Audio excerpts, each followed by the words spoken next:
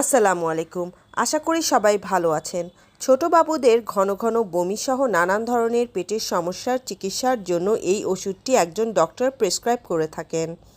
ওষুধটির নাম হচ্ছে মোটিগট এবং এই ওষুধ একটি সাসপেনশন আকারে। এটার জেনেরিক নাম হচ্ছে ডমপেরিডন ইপি। মোটিগাছ সিরাপের কার্যকারিতা, এটি কিভাবে খাওয়াতে হবে এবং এই মোটিগাছ সিরাপের কোনো পার্শ্ব প্রতিক্রিয়া আছে কিনা, মূল্য কত, আজকের ভিডিওতে আলোচনা করব। চলুন ভিডিওটি শুরু করা যাক। শিশুদের বিভিন্ন প্রোডাক্টসের পরিচিত এবং স্বাস্থ্য বিষয়ক বিভিন্ন তথ্য পেতে চ্যানেলটি সাবস্ক্রাইব করে রাখুন। মোটিগাছ সাসপেনশন বাজারে নিয়ে এসেছে 1 নম্বর ওষুধ কোম্পানি স্কোয়ার ফার্মাসিউটিক্যাল লিমিটেড। আর 1 চামচ ওষুধে আছে ডমপেরিডন 5 মিলিগ্রাম এর সমতুল্য। ছোট শিশুদের সাধারণত একটা সমস্যা হচ্ছে ঘন ঘন ঢেকুর তোলা বা বমি করা। অনেক সময় ঘুমের মধ্যেও অনেক শিশু বমি করে ফেলে। এরকম বমি বা বমি বমি ভাবজনিত সমস্যা শিশুর নানান কারণে হতে পারে। সেটা পেটে গ্যাস থাকলে বা পেট ফাঁপা থাকলেও বমি হতে পারে। এছাড়া বাহিরের বা দোকানের বিভিন্ন ধরনের উল্টাপাল্টা খাবার খেলেও বমি হতে পারে। এ ধরনের পেটের সমস্যার চিকিৎসার জন্য একজন ডক্টর মোটিগাছ সিরাপ খাওয়ানোর সাজেস্ট করে থাকেন।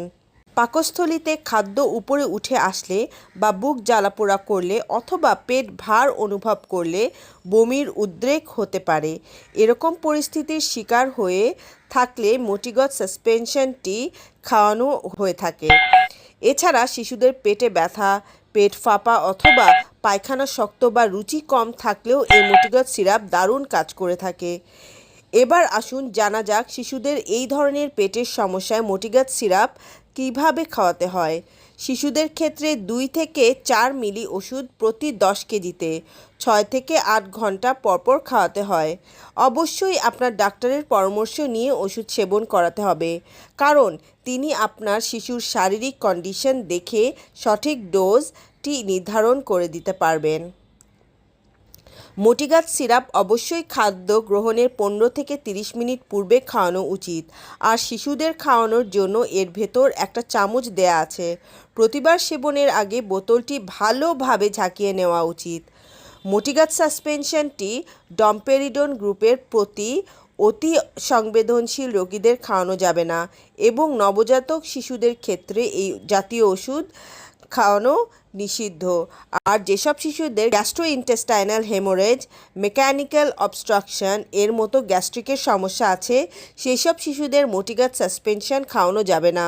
মোটিগাছ সাসপেনশন খেলে কিছু কিছু শিশুদের ক্ষেত্রে কিছু পার্শ্ব প্রতিক্রিয়া দেখা দিতে পারে, যেমন মুখের শুষ্কতা, পিপাসা, মাথা ব্যথা, ঝিমুনি, পাতলা পায়খানা, ত্বকের লালচে ভাব, চুলকানি ইত্যাদি। এ ধরনের সমস্যা মারাত্মক না, তবে মারাত্মক আকার ধারণ করলে আপনার ডক্টরকে এই বিষয়টি অবহিত করুন।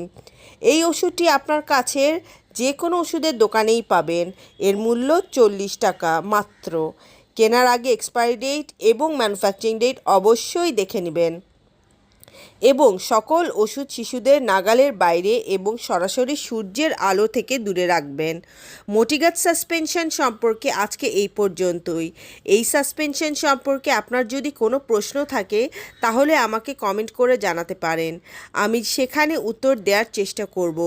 আজ এই পর্যন্তই। আগামীতে আবার দেখা হবে।